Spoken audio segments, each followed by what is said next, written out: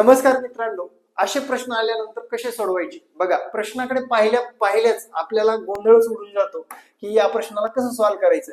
10, 17, 24, 31, 38 या श्रेणीमध्ये खालीलपैकी कोणती संख्या या श्रेणीची संख्या असेल असं विचारलेलं आहे.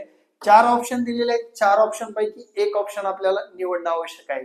काही एक करायचं गरज नाही मित्रांनो, लक्षात घ्या. 10 आणि 17 मध्ये 7चा फरक आहे. 17, 24 मध्ये 7चा फरक आहे. 24, 31 मध्ये 7चा फरक आहे. 31, 38 मध्ये 7चा फरक आहे. फक्त एक काम करायचं, या 4 ऑप्शन पैकी कोणत्या संख्येला 7 ने भाग जातो ही शोधायचे. 48 ला 7 ने भाग जातो का? जात नाही. 346 ला जातो का? बघा, नाही जात. 7 चोक 28, 6 उरलं, जाणार नाही. परत 574 या संख्येला 7 ने भाग जातो का?